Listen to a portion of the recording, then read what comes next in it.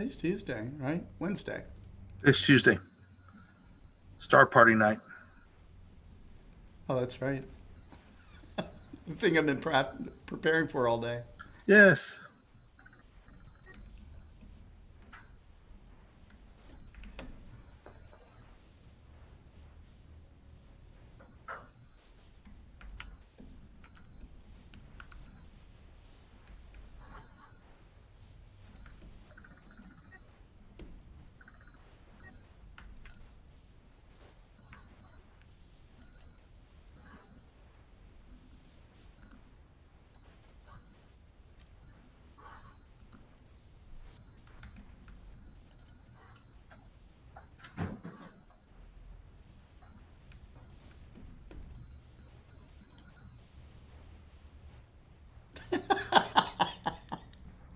What was that giggle? Norm Hughes says there was a whole lot of joy in the "oh, that's right" statement from Scott. Yes, they can hear you. That's right. That's the reason why we leave the mics hot. Yes. That's right. It's part of our shtick. That's right. It is our 22nd star party, though. That's pretty awesome. It is amazing. Michael Whitaker says, "Good evening, everybody. I've had to dust my setup again today from lack of use." Oh, that's bad. Stefan Depras says, "Managed to get 5 hours of imaging in last night. That's awesome. Really clear skies. Just need to go through the data now." Awesome.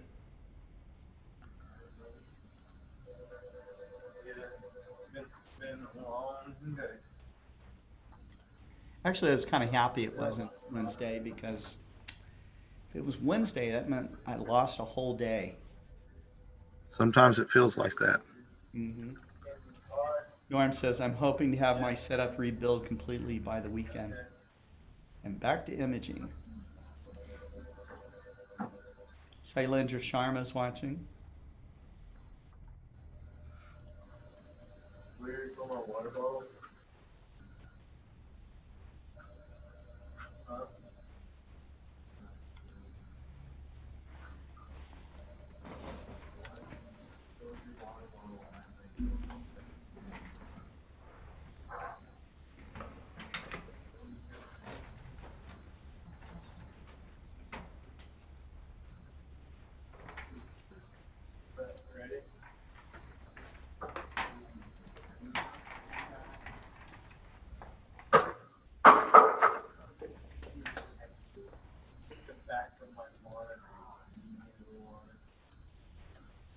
Richard Grace, Mike Wiesner,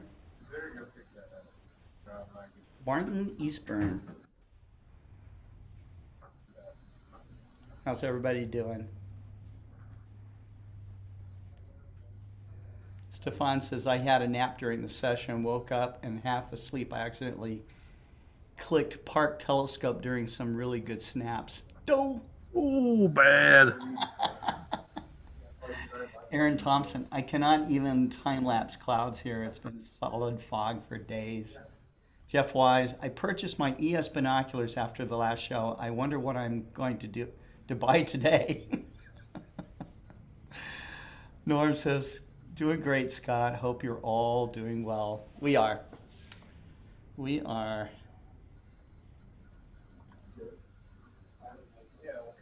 We got Abigail Bolenbach coming on tonight to play piano. Kelsey Poore is going to be on tonight with a guy named Joe Bergeron, who's an amateur astronomer and space artist. So that's going to be kind of cool. That's cool. Really cool space art this guy's done. Of course, we have David Eicher and David Levy and Libby and Deep T. And Gary Palmer will be on. So. And Big crowd. And others, yeah. Oh, Ryan Hanaho, he's going to be coming on.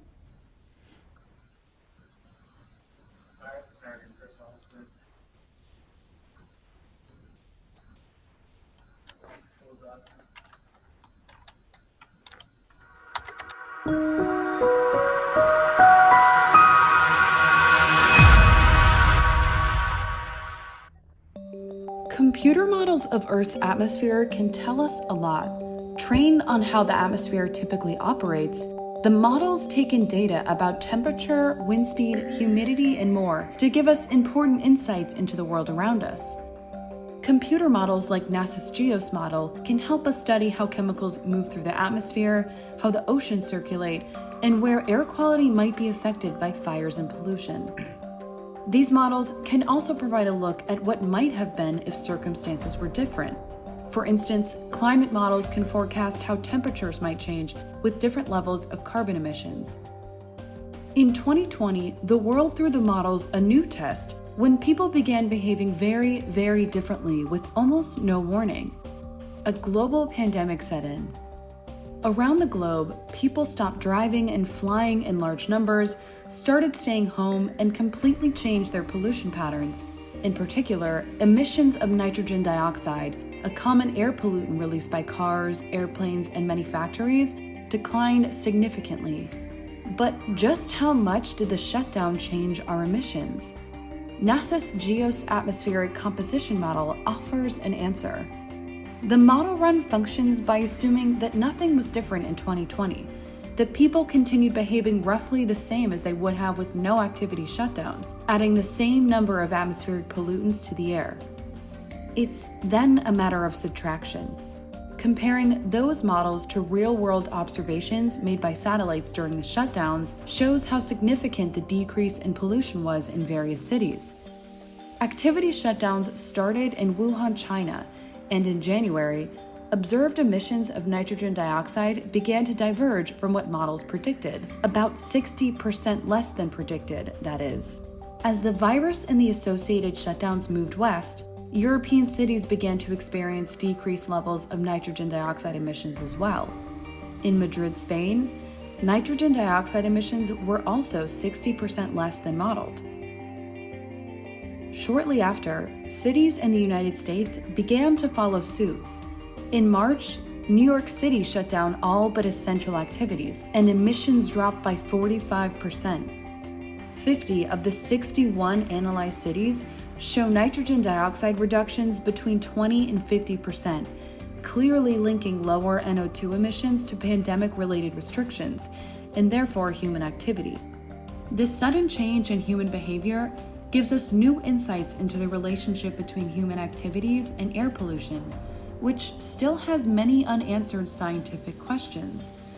The only way we can fully understand air pollution is by combining surface observations, satellite data, and computer models.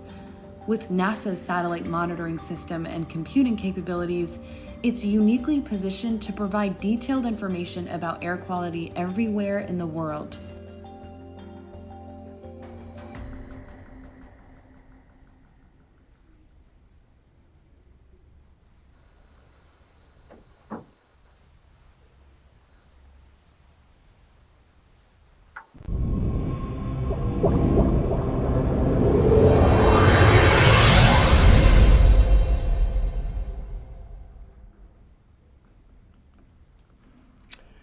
Hello, everybody. This is Scott Roberts and Kent Marts here, and we are on the FirstLight Chronicles, episode number 6. And I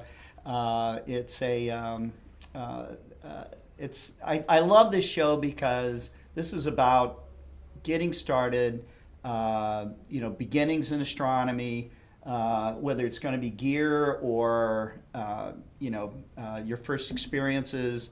And as of today, Kent wanted to do a program about how to start your own astronomy club. And so as someone that's kind of been through that process a couple of times myself, I'm interested in hearing what Kent has to say. Kent,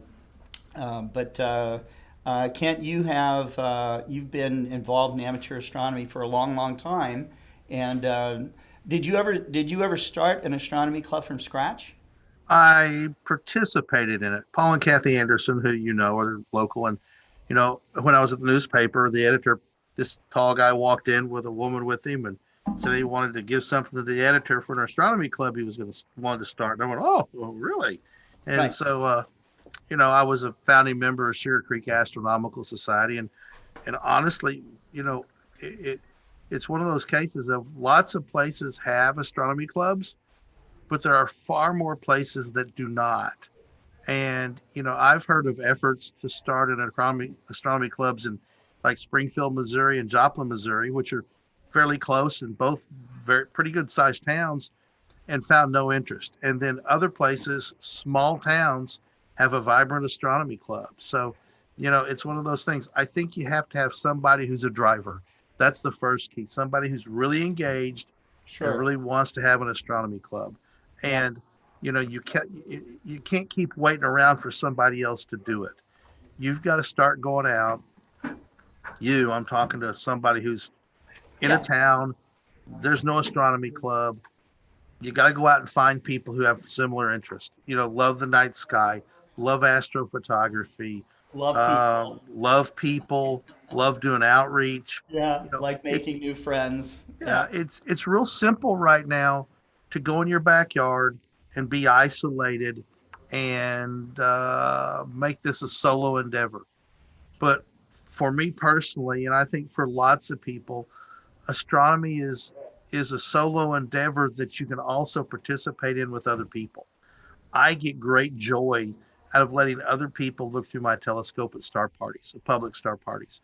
200 or 300 people show up, and I keep talking about how people have an emotional response to seeing, Oh, a yeah. high-powered view of Saturn or the craters on the moon generally cause, breathlessness, tears, emotional, deep Oh, yeah. visceral reaction. Right. That's true. Very few people, I mean, if they don't get something out of seeing Saturn's rings, I wonder kind of what's going on in here, So, right? so the goal I think is to find other people that share your hobby. There's clubs for everything. Bass fishing, toll painters. People who are moved to another state from Kansas. There's all sorts of clubs for everything. Start a club. It doesn't have to be anything formal. With you form a nonprofit and have bylaws and governance and all that. Right. It's just get together and have fun. That's a Go out and club. that's You, right. That's and you right. start out as basically the club, and you don't collect dues, you don't do this, you don't do that. Now, one thing I do recommend is joining the Astronomical League right off the bat. After you get a group of people together and you say, okay, we're forming this club that we're going to call whatever cool name you come up with. Join the Astronomical League. It's like $10 a year per family unit. I mean, you can't find anything. Right. Yeah, That's pretty you have to join affordable, a club that is an astronomical league club, right? to be involved in that. And it's part of the dues of the regular club Yeah. membership. Sugar Creek Astronomical Society's club dues are $15 a year for an individual and $20 for a family. That's very So inexpensive. very inexpensive. And so we'll do things like sell Astronomical League or astronomy calendars, and do a few things to raise some money so we can do some club stuff. But again, like the Kansas City Club, they own a dark sky site and an observatory with telescopes. Other clubs are like ours that we just get together and meet once a month. Now the hard part is obviously right now with Zoom, it's not really, it's better than no meeting, but it's just hard to have a personal connection when you can't sit and talk to Kathy Anderson or Rick Marshall or somebody right next to you, um, and talk about what you've been doing, you know, while other people are having that same discussion over there. So, but now's the time to start building the foundation for your club. Now's the time to get on social media. If you have a TV or radio station in your town or a newspaper, the weather guys often are pretty astronomical oriented. Might say, "Hey, there's these people starting an astronomy club. Get something in the newspaper."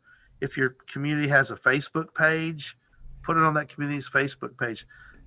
We know there are people here who around the country that don't know somebody 5 houses away is an astronomer. And a specific example I've talked about in the past, on the PMC8 forum, there was a guy who posted about something, and somebody replied back and said, "Wait a minute, do you live in this town?" Yeah. They live 5 houses away from each other. They they both had Explore Scientific telescopes. They had Explore Scientific Right. Exos 2 with PMC 8. They lived 5 houses away from each other and had for years. They both went out and did astronomy all the time, and they didn't know the other person was there. That because think about it. It almost always happens at night where you in your backyard you can't see anybody. So unless you're out doing solar during the day, people don't know. You might be surprised who in your life, already in your circle of friends, has this passion for the stars just like you do. They love splitting double stars or watching meteor showers or doing wide field astrophotography or doing solar viewing. The point of it is we're all wrapped up in this together. Just because they all don't have to be double star viewers or astrophotographers, you want to wrap up and get all those people, and that energy of growing with each other is what I like a lot. So I equate it to like learning how to fish. It's hard to figure out how to fish if you're by yourself. But if you got 2 or 3 people working with it, even if nobody knows how to fish, Right. 3 minds come up with some hive activity and you get better solutions pretty quick. So Scott, what have you been in your experience of starting some clubs?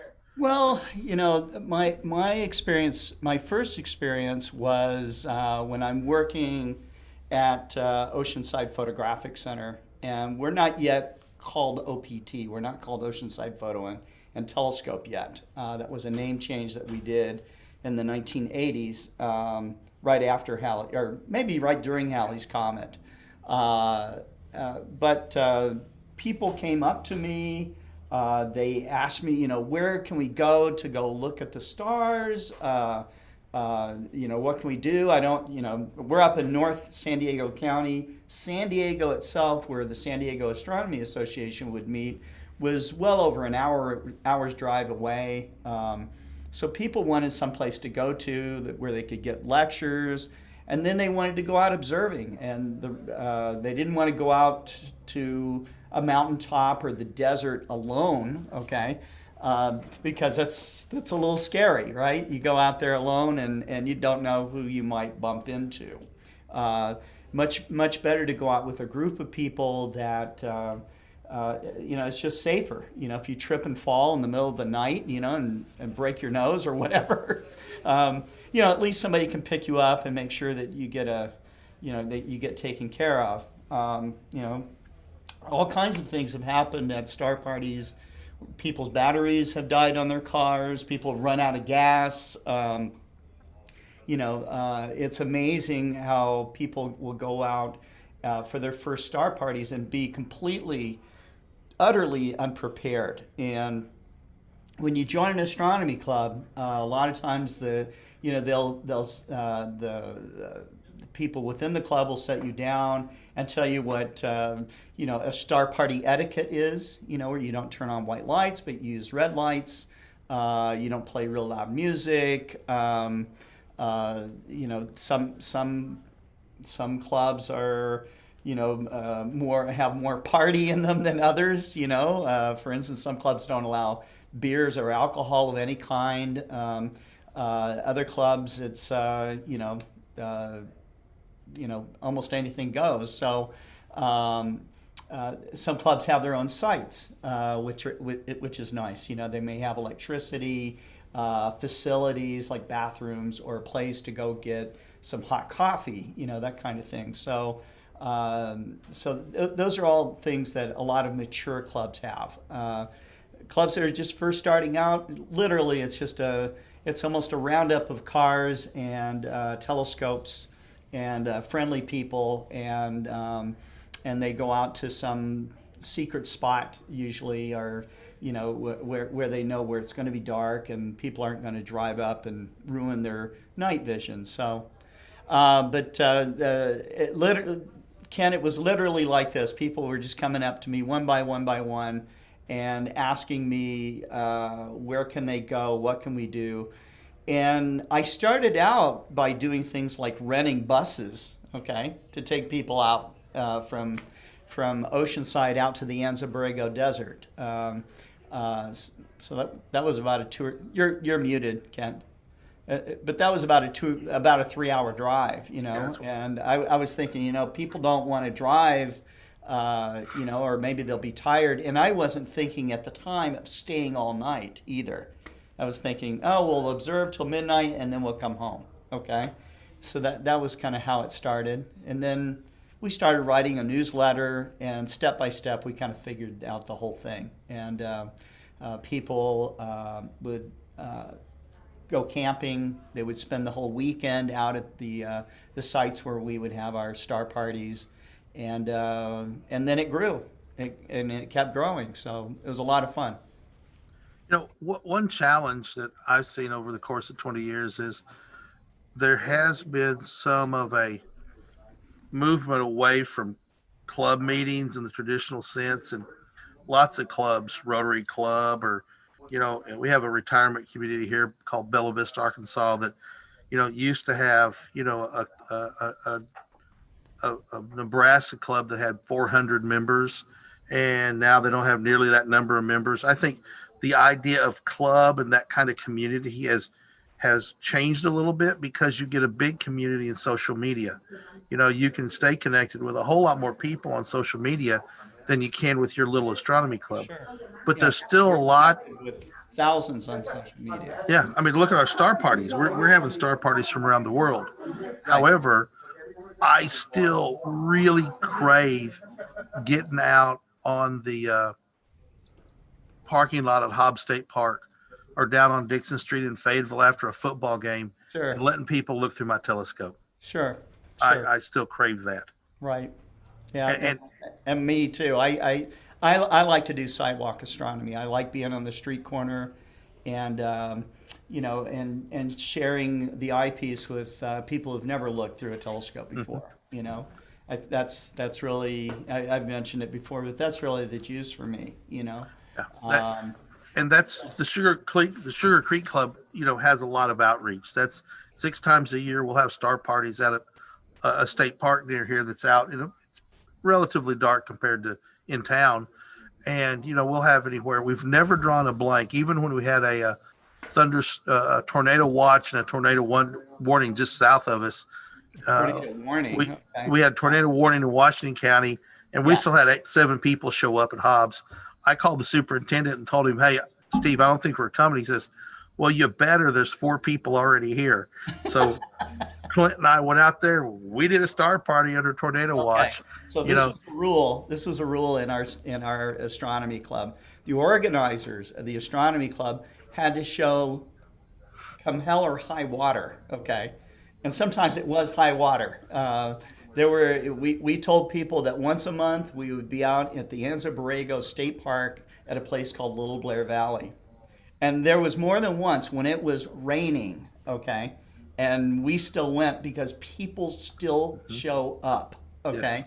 They still show up, especially beginners, because they don't know that you, for whatever reason, it doesn't click that, okay, it's cloudy, it's raining, they can't see stars, okay? So but they can still learn. They can still and they can still learn. And so we would sit around with them, and we would be under tarps or whatever it was to keep the water off of us in the middle of the night, even when it was really cold and miserable out there. And we would tell funny stories about what happened at other star parties, about seeing I mean, my goodness, the stories about the biggest meteorite, or not meteorite, but meteor that you saw in the sky, bolides that you might have experienced, those kinds of things, or events that where you got to meet someone really special, like an astronaut or something like that. Those are all stories that amateur astronomers love to hear about, and frankly love to share. So I have lots of them myself, and I know you do too, Kent. You talked about, sharing what you know.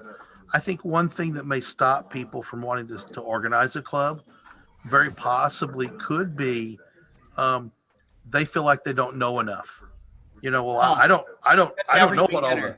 That's every beginner. They're exactly. They feel weird. Maybe they don't think their scope's expensive enough or big enough or complicated enough or whatever. Or they can't run down the list of Abell objects or M objects and know what they are and where they are and how far away they are. it's not about that. Yeah. It's about getting out with people who like the same thing you do. And That's here's the right. cool thing I like about star parties, especially at really dark sites. Once the sun goes down, if you're self-conscious about the way you look, it doesn't matter after dark, No matter after that. That's because true. it's how you can communicate and how you can relate to other people. And it's just a big fun educational thing. Is I just it's relaxing to sit under the stars and just look up. It's very fulfilling. Out at Yeah. Hobbs one time we had a star party. We had the telescope set up, and we were getting ready to walk out, and one of the guys outside walked in and said, the clouds have come up. And so we went out thinking, well, there might be a big sucker hole. We could have turned the parking lot lights on, but then we'd sort of been done. So we circled cars around and turned our headlights on, and had a star party around a dozen telescopes with headlights pointing at them, so we could tell people what the difference was. And lo and behold, a sucker hole finally came by, and we switched off the headlights, Well, got a few minutes of seeing in, and then the sucker hole moved on, and back we were to clouds again. So, right. by the way, sucker holes, for those of you who may not know, are, when there's cloud cover, you see the sky start opening up, and you hurry up and you get your telescope set up, and you know it's going to clear off, and then this hole just passes over, and it says to you as it goes by, "Yeah, you sucker! You set your That's the telescope up." sucker hole. I was wondering what that was. It's a sucker hole. You were a sucker and hurried up and set your Suckered telescope in. up. You got suckered in. Yeah, yeah. Exactly right. Well, but let's talk a little bit about, okay, the mechanics. What do you do to actually get a club going? What do you got to have, Kent? You got to have somebody or a couple of somebodies who are going to take the Taurus the bull by the horns, pun intended, Okay. and become the organizers. Okay. They're gonna be the drivers. They're gonna be the people who are managing the social media, who are getting the announcement out in whatever forums you can get it: radio, TV, shopping center, bulletin boards. The marketing. The marketing. You've got to market yourself. It's Yeah. marketing. You've got to get your awareness out to people in your community that you exist. Science teachers, middle school and high school science teachers, and elementary school science teachers, they can get you families. If you tell them you're going to have a star party Yeah. and it's going to be in the school parking lot, and Yeah. you're willing to come out in the school parking lot on, say, a third Friday night and do a star party, especially if they'll turn the parking lot lights off, Mm-hmm. you'll get a lot of families show up, and those families are your clientele. We love to try and get our hooks into young 7, 8, 9, 10, 12, 14-year-old people, and get them evolved into the hobby, Oh, yeah. grow them up in it. Right. And we have bunches of kids who have over the years come through our astronomy club and gone on to do a lot of science stuff. It really is a foundational science. And while they may not go into astronomy, it may send them into engineering or math or whatever. It is a foundation for growth. So what are the best ways to market the club? Just like you're doing here. I mean, it's hard. It takes a commitment. You've got to get. Hey, I'm on a live broadcast here. I had to. People at the copy machine behind me. Sorry, I had to shush my wife and Amy, the CFO. Anyway, so marketing. It's repetition. You can't just put one announcement up on a bulletin board and expect people to come flocking. You've got to keep after it and keep after it, keep after it. And month after month after month, have star parties. I don't know which comes first, the chicken or the egg. I suspect the egg came first because the egg came from dinosaurs that evolved into chicken. So the egg came before the chicken. Yeah. I don't know if star parties come before the club meetings, regular monthly, or you just get like-minded people together and you build up this Well, group of club that I observers. started with one member, okay? Yeah. And that turned, and then the next time we went out, we had like 5, and then it went to 10. Eventually, the club that we started called Optus, the Oceanside Photo and Telescope Astronomical Society, had about 600 members. Not Not a Not small club, not a small club, you know. At the time, it was one of the larger clubs in Southern California. We didn't have the internet. I did advertising simply by I would hand draw on a poster, you know, small poster board. I would hand draw a star party, you know, make my own letters and everything, put down the dates and everything, where we were going to be. A little map was there. And I would post that in laundromats. I would post it at schools on their bulletin boards, these kinds of things. And then in those days, I would also call, like you said, call and get in touch with you know, science teachers and that kind of thing to get people that would be, you know, that you would think would be into it involved somehow. And now we have the luxury of having a telescope shop, so a nice backdrop, lots of telescopes. We would have JPL scientists come. We would have astronomers, professional astronomers come down from Palomar Observatory. We're in a good location for that kind of thing. But almost everywhere, and almost every city, has some sort of an astronomy program at the local college, or the, you know, if you have a university there, you're going to have that going on as well. And there's always Boy Scouts, Girl Scouts that need to get their astronomy merit badges. You know, so there's no end to what you can do, but you have to like waving the flag, you know, and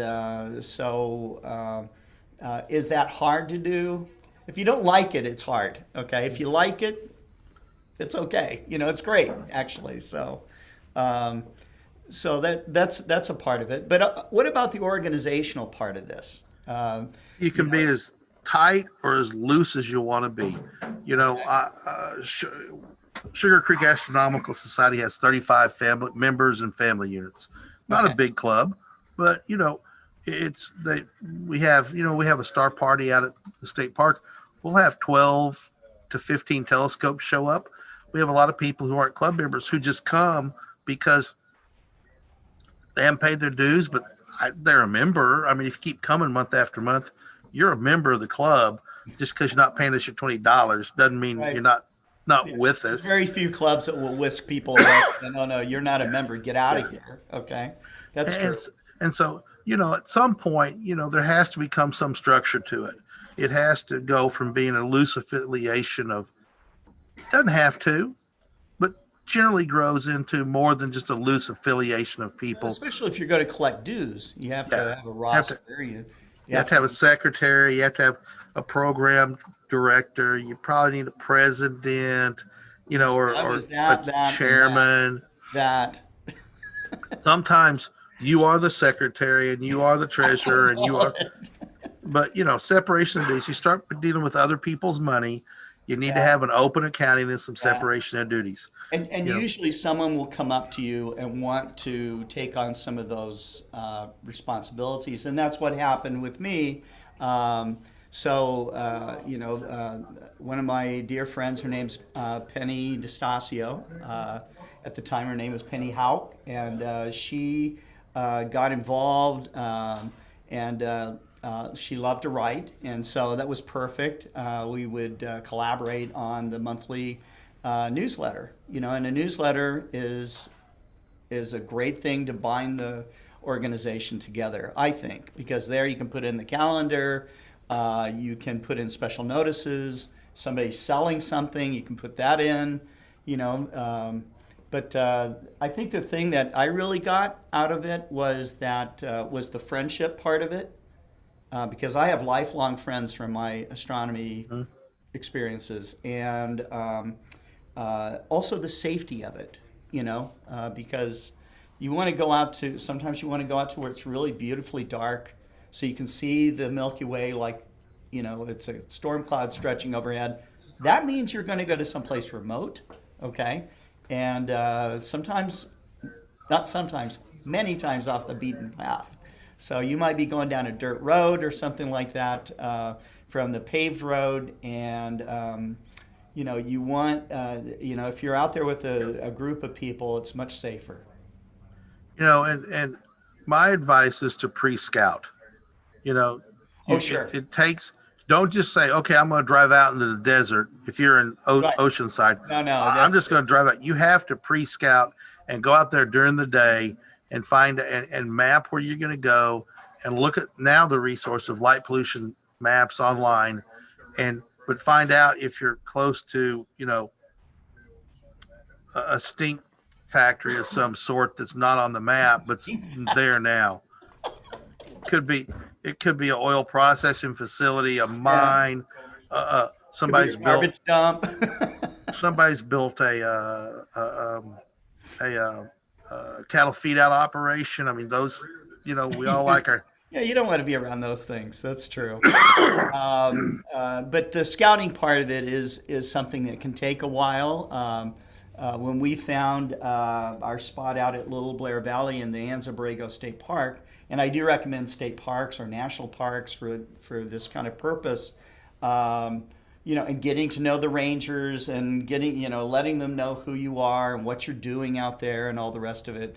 The state parks and the national parks will definitely tell you what the rules are, because some people will go to a remote location and they're eating their snacks or drinking their beers or whatever, and tossing their trash on the ground, sometimes, or driving over an area where their tire tracks are not appreciated. Okay, so those were issues that we had to deal with at Little Blair Valley.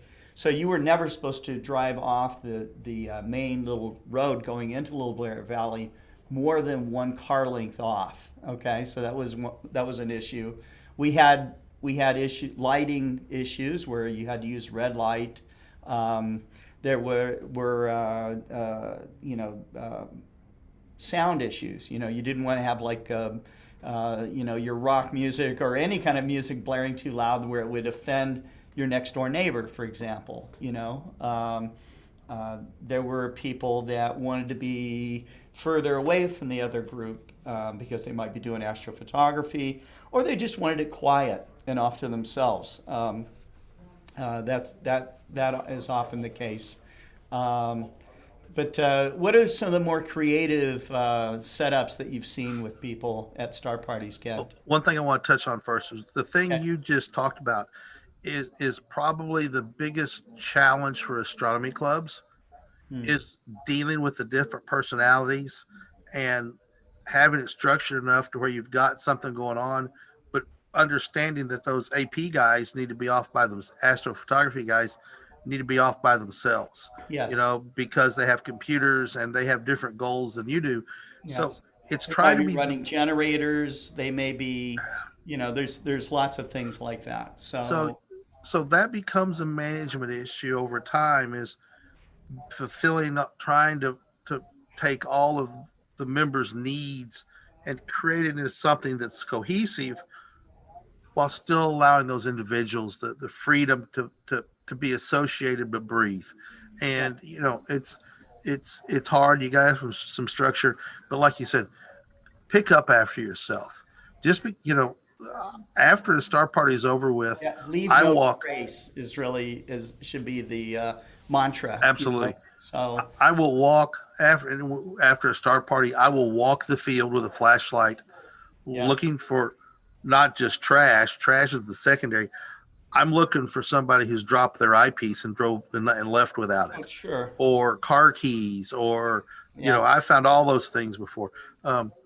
We had a club. I have found still lit cigarette butts out on the desert floor, in a very dry environment, Yeah. And those are things to be concerned with. Right. If you're going to be officially organized, you should consider some sort of insurance. It's not expensive to have insurance, but these are things that membership dues can take care of. So. And you want to have, you want to bring things like a first aid kit, not only for yourself, but for other people that are out there. Boy Scout motto: be prepared. Be prepared, exactly. But if you are, Usually, if you're completely prepared, nothing happens. It's when you're not, okay? When you're not prepared, that's when things are going to go wrong. And So, what was your question, Scott? You asked me about rigs. oh, I was curious what are the more interesting camp setups or rigs that you've seen where it kind of stuck in your mind? There was a guy at the Nebraska Star Party in probably 2002 or 3 or 4, that neck of the woods, who had an ambulance that he had could put a dome on top of. Oh, wow, that's cool. And so he That's had very cool. a portable observatory. Now, and Todd Longnecker and I, a very close friend of mine through astronomy, and Hmm. my wife had both his kids in kindergarten. Um, and Todd and Bev were there, and we really looked at it and tried to figure out, okay, it's not going to be the most stable platform because when you move, it's going to cause. And he did have piers driven into the ground to stabilize it, Yeah.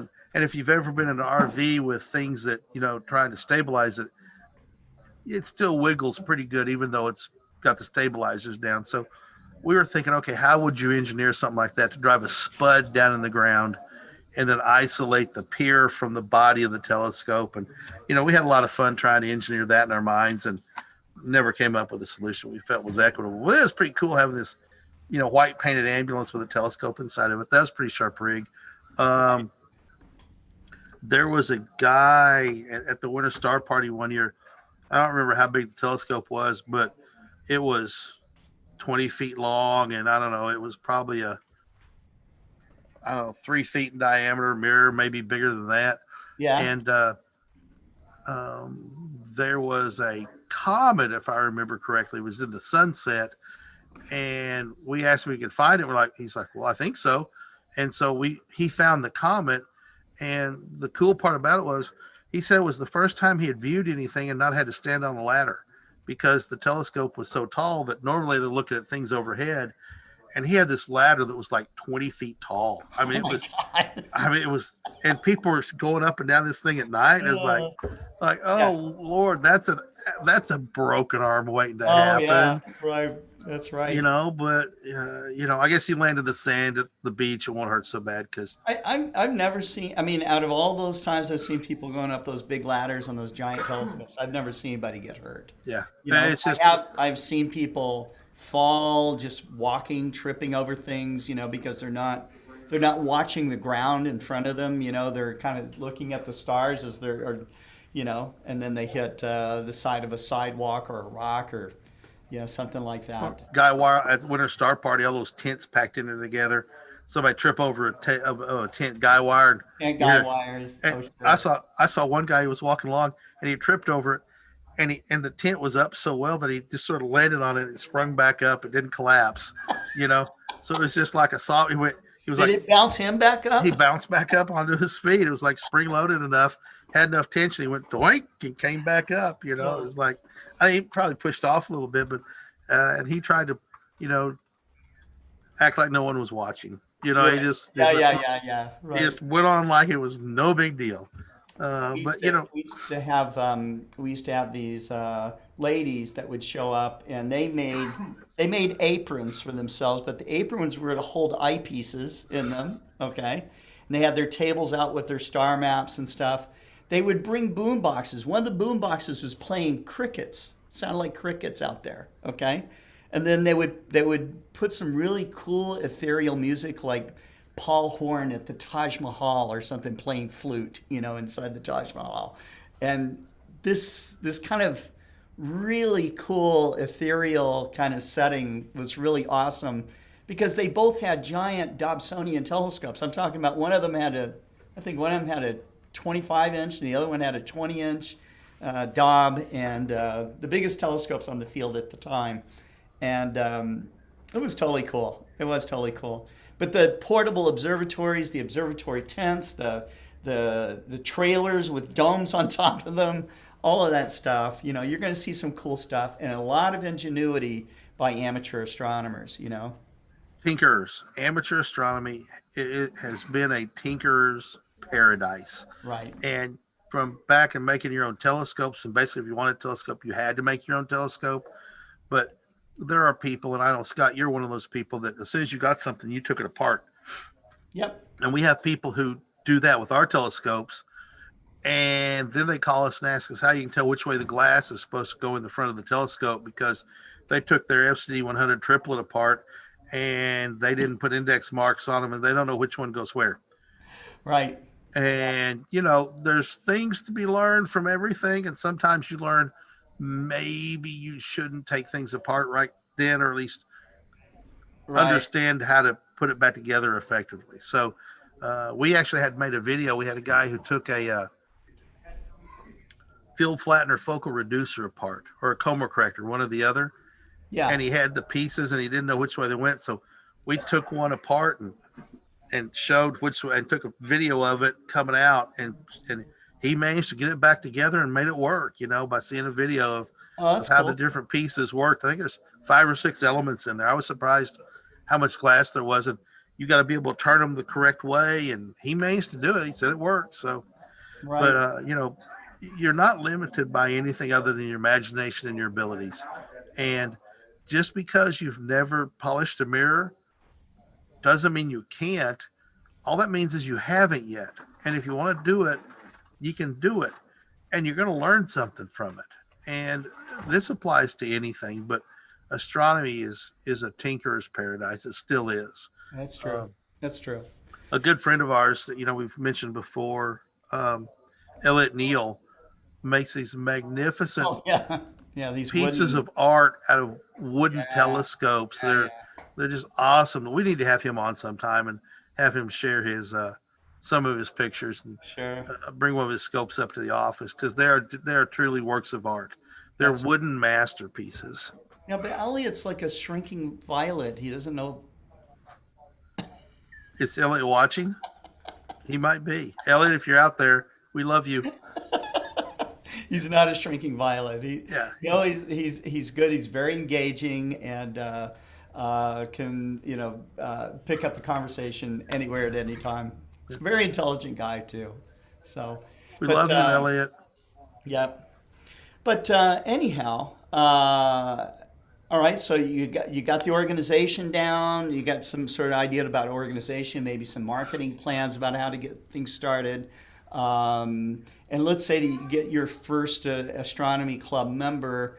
I think the most important thing is to just go ahead and make the schedule and just follow through with it. Absolutely. And do it no matter what. Okay. So if there's a plan B, that if there's clouds don't look good or whatever, you should still meet.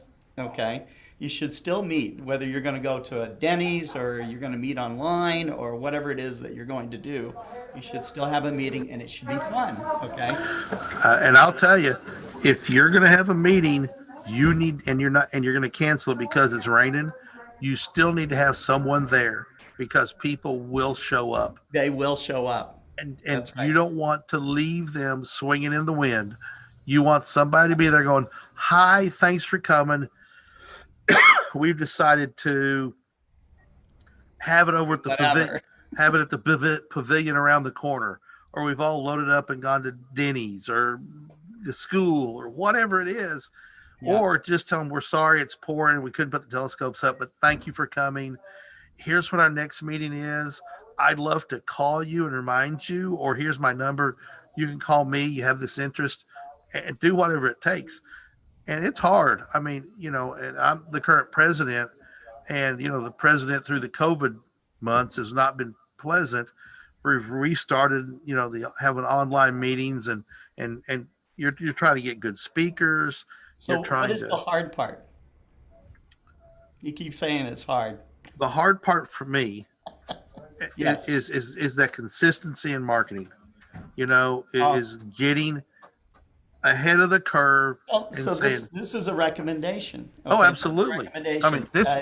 If you can get, and I did this, okay, when I was starting up OPT, the Optus Astronomy Club, I got a marketing student to intern with us. and she did a lot of marketing for us. She would write about what the club was doing and stuff, and she would submit that to the newspapers. And sometimes we get an inch of notice in a newspaper, and sometimes we get like a whole article about it. Okay, but that did get us a lot of attention. Okay, and university students in particular, they need to put in a certain number of hours in marketing, and if it's to help a local club or whatever, then that's great. That I think that still counts for a lot of students trying to learn how to get into the world of marketing. So if that's not your thing, for Sugar Creek, I would march right down to University of Arkansas and ask for, if they have an intern that would, With community college. or the community college, exactly. Yeah. That's right. But it's just having that repetition. Okay, today I've got to get out the word that in 2 weeks we're having this meeting. Right. And then today I have to get out the word, a reminder that next week we're having the meeting. And it's tomorrow night, getting out the word, we're going to have a meeting. And just keeping it top of mind in your members' faces, Right. Get it on their calendars, get it top of mind so that they remember it. And, that's been the hardest part for me, is just doing that marketing. It's not, if we were meeting, it'd be a whole lot easier, because I'm a sort of a traditional kind of guy like that. And weirdly, I think it's easier to remember I've got to go to the club meeting tonight, because that takes some effort on your part to actually get and go and drive, as opposed to I have a Zoom meeting at 6:30. And I think it's easier to forget the Zoom meeting at 6:30 than it is to remember I got to go drive to this meeting, Right. potentially. Well, so you just work to your strengths, and then you try to involve people Yeah. where they And- have that strength. So And that's the deal. Don't wait for people to come up. You have to go out and ask people, and be willing to have 4 people tell you, no, I can't do it. And I'd been in the newspaper business forever, and I would get involved with organizations. The first thing they would come to me was, hey, we'll have you do the publicity. And I'm like, no, I want to do something else. I work at the chocolate factory all day long. Yeah. I don't want chocolate pie for dessert today, because I've been around chocolate all day long. All day long. And I wanted to do something else. And of Right. course, I'd always end up being on the publicity and having to deal with that. But, it's part of it. It was a strength, but I really wanted to do something else a lot of times because of that. Sure, Because for the I dealt with, variety of it. I dealt with 35,000 words today. I had, Right. Yeah. You're a newspaper guy, so you're going to do the publicity, right? yeah, exactly. Having Right. having just read every story in a 32-page newspaper. Right. Yeah, Yeah. less than I You want need, to you do. need But a diversion, and that's what clubs are all about. So the real secret sauce is that you got to keep it fun. You got to keep it fun for yourself and fun for the people that you're working with. So educational, you Yeah. got to have something for the kids. Little kids, teenagers, they get treated differently. 7-year-old kids. I never did anything for the No. kids, except we would be out there and Yeah. we liked kids anyway. So if they were out flying kites during the day or whatever. Yeah, exactly. But we never made them come out and look through the telescopes. No, that'll turn a kid off. That right there. Big time. You force a kid to look through the Oh telescope. yeah, then they'll You're, hate it. you're gonna like this, little Scotty. You're gonna like this. Yeah, that's They're right. not This gonna is like for it. you. Yeah, That's right.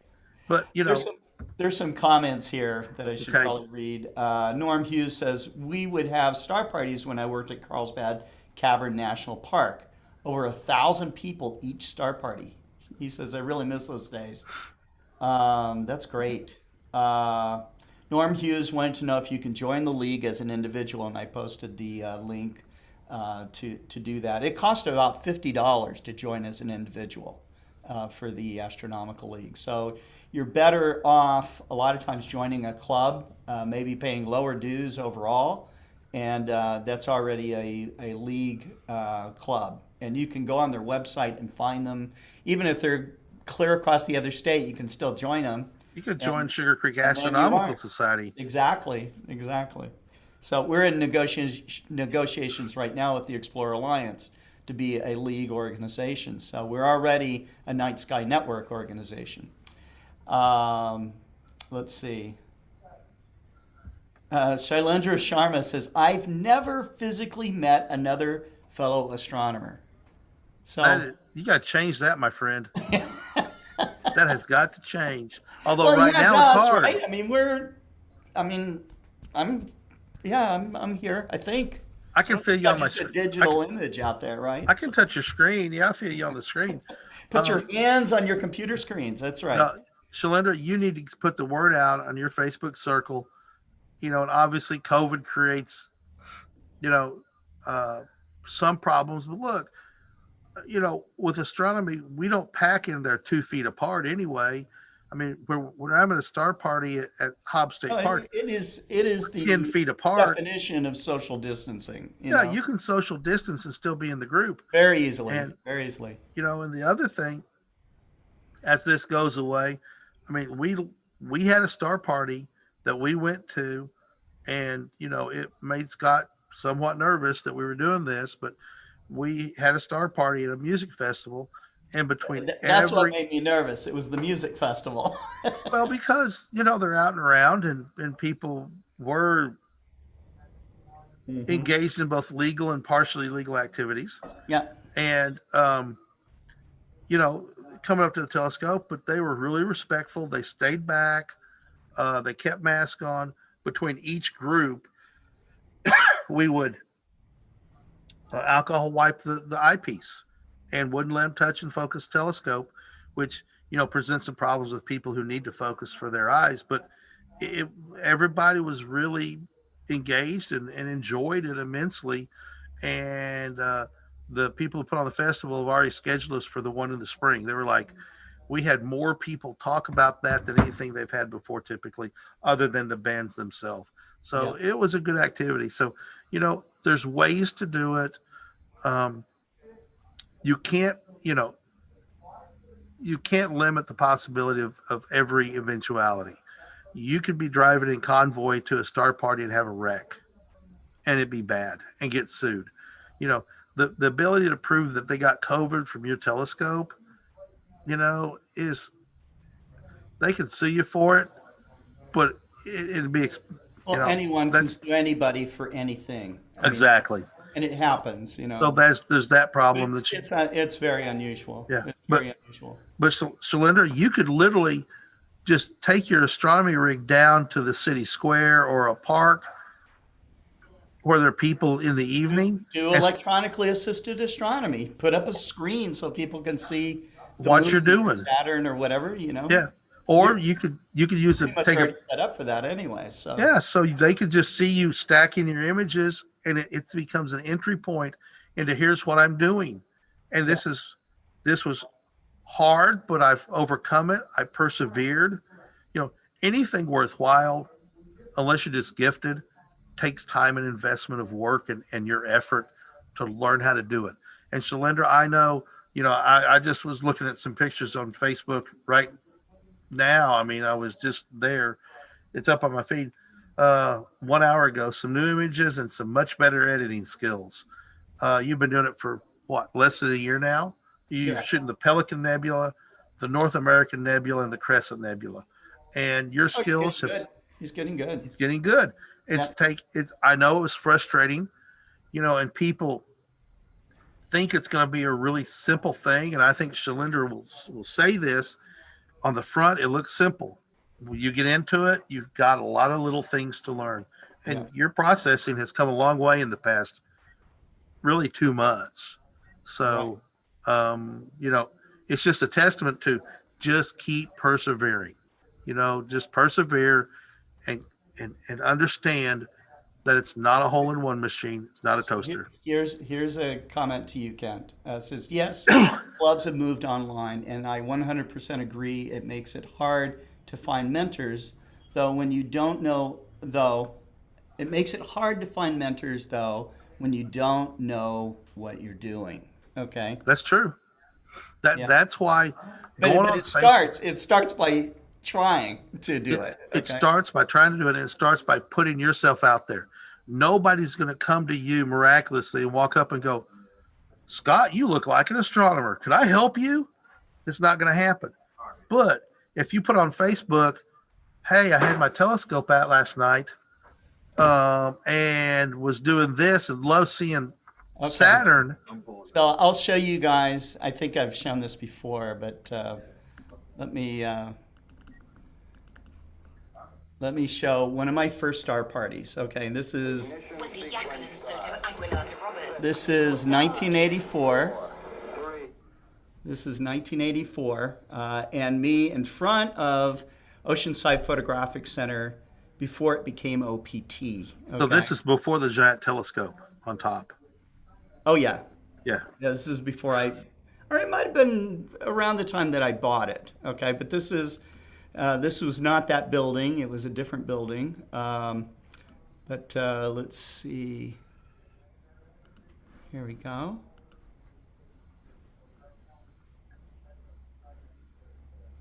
You guys see that? You see it, Kent? Yep, it's there. So this is back. You can see some very old Celestron models. These are when those models were new. Okay. So this is a C14 or C11 telescope setup here. Nice big stable tripod. In fact, almost all the equipment out there was Celestron. But you can see off to the right, there's a sign that says Coulter Optical. Those are the guys that made the first commercially available Dobsonians. And this is how I did my first star parties. And this was actually the beginning of having an astronomy club, because people are coming up to me like this couple that's standing next to me. They're wanting to get their first telescope, and they wanted to know where to go do their observations from and stuff. And they were really, really interested in getting involved, but wanted those first steps. And so this is about the time that we did in fact start up the Astronomy Club. And so that's so Scott, is that you on the left, the far left? Yeah, that's me in the sweater. Go back. Yeah, in the sweater. Yeah, with the stripe on it. And so what year would this be? 82? This is 1984. 84, okay. Go back, I want to see your long hair. Oh, you want to see my long hair? Yeah. It's not that long. No, that's not that. No. Is that a pen in your right hand? Yeah. Yeah, it's an ink pen, yeah. Yeah, to write up orders, because we would write the orders up on a invoice pad, so. But yeah. Cool. I think I'm wearing bell bottoms still. I don't know. That's a very mixed group of people, different races, different ages. Oh, yeah. That's awesome. See, this is Oceanside at the time, and most of those young men right there are Marines. Okay. Oh yeah. They're Marines, and look at the haircuts. Yep. Mm-hmm. Yep. And they got into it too. They were really into it. So. Cool. Yep. Mm-hmm. So. But we've been on for about an hour. Do you have any last thoughts here? Yeah, let's talk about that opening video. It is truly amazing to watch what happens over a month to 2 month period in the United States, in the world, as people quit driving in March and April, and how quickly nitrous dioxide or something, whatever it was they're measuring in the atmosphere, how quickly it dissipates. And it just sort of drives home how quickly we actually can affect things by some simple but very painful changes when you start talking about nobody driving. But it does point out that it wasn't that painful. It wasn't that painful. I mean, heck, you didn't have to buy more gas, right? I started running and was able to run down down the middle of one of the busiest streets in Bentonville, Arkansas. That's true. And not see a car, And so normally you get run over within seconds. And yeah, so it was amazing to watch how we're able through science to measure changes in gases that is a directly and an immediate impact of humans changing their patterns. It just points to the fact that yes, we can affect what's going on around us if we just take the steps necessary. And I guess it's sort of like light pollution. Think globally and act locally. Worry about the lights on your property first. Yep. Worry about your You driving have to live habits. the example. You have to live the Yeah, example. yeah. I'm going to read a couple more comments here before we go. Norm Hughes says, I'm not going to say who the club was because it's here in chat anyways, but he said, I joined this club and was very disappointed. Turned out they never recognized new members or even talked to them. The old boys club was alive and well, and that does happen sometimes. So, and that's when it's time to go look for another club, so it's, or to start your own. That's one. I mean, that was one of the reasons why the Oceanside Club got started, ourselves, because beginners felt like they were not really welcome. They sometimes a club will mature. You got some really advanced guys, and for whatever reason, those really advanced guys are intolerant of beginners. So. That may be When I was first learning how to surf, and you had really advanced surfers, and they were intolerant of the dweebs that were learning how to surf because they didn't want to remember that they were once you. Oh, that's true. But I think I wish I could go do it again. Just erase everything that happened up there and go and do it again. That would be great. But that's maybe one of the biggest, a huge piece of advice to come out of this is you have to have a welcoming atmosphere. You have to be open. That good old boys club can exist, but those people have to be able to welcome new members, because otherwise you become a forest full of old trees and there's no new wood. And once they all blow over, there's no more forest. We've got to have new trees growing. We've got to get more fresh lifeblood in. Right. And that's a great piece of advice. A great observation. Yep. Aaron Thompson says your live shows are priceless. Where I am, all the astronomy clubs just stop being active. That I don't get. That I don't get. If you're watching this right now and you're president of Astronomy Club and you don't know how to do broadcasting, call me. Okay, call me, email me, whatever. I'll be happy to help you get started so that you can keep your club engaged and interested. Richard Gray says, wow, I just Googled that and came up with Chinese sites on the first page and no Astro Club. I'm not sure what he was Googling. Yeah. Okay. Richard, tell us what you were Googling. Now we have to stay on another minute and a half while you answer that question. He's on Twitch, isn't he? So he'll answer quick. Yeah, he is. He says. He also says, "I'll just keep trying to encourage new astronomers till the ... is over." Well, that's what you have to do. Look, I'll tell you, there's thousands and thousands of new astronomers out there, or potential astronomers, and we who love it have to do everything we can to keep the transition, or to transition them from interested into involved, because I don't want to see 10,000 telescopes show up at Goodwill and garage sales, in the middle of next year. Sadly, they do. They do. And I don't want that. Yeah. I think we have to do, we as an industry and we as hobbyists need to embrace those people. And when they show up with a scope that you would never have lowered yourself to buy, be excited. That's why we're doing this particular show, FirstLight Chronicles. Yes. Be excited for those people. Help them learn. Don't laugh at them and say, oh, you bought a crummy telescope. Say, okay, let me show you how this thing works.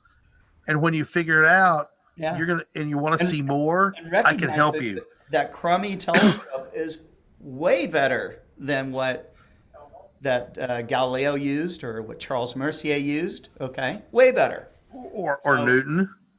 Or Newton, or any of these guys in the beginning. Okay? Yeah, if you're in the 1700s with a telescope, not that.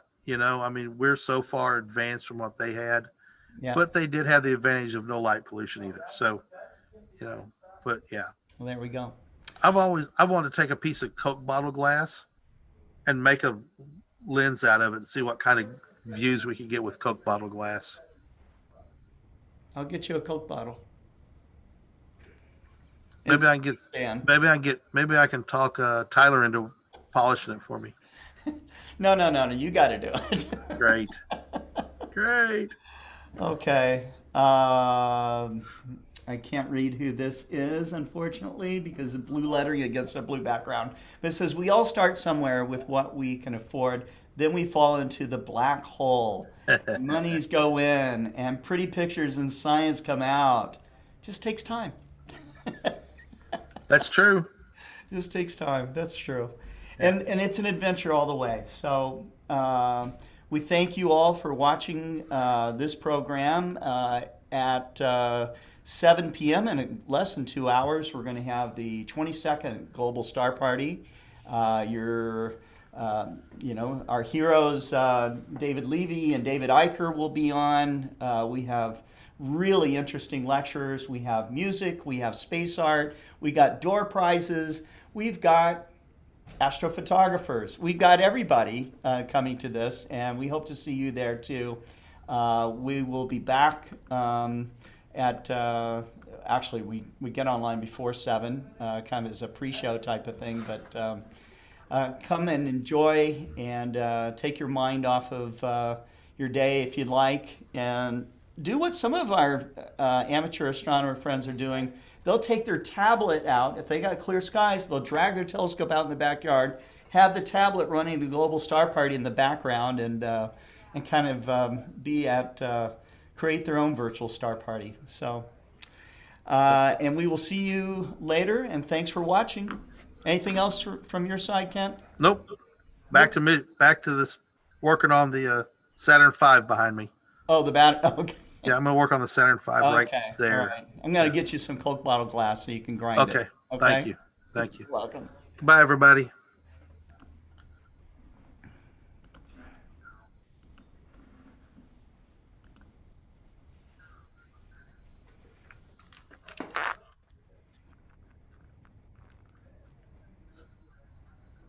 Scott.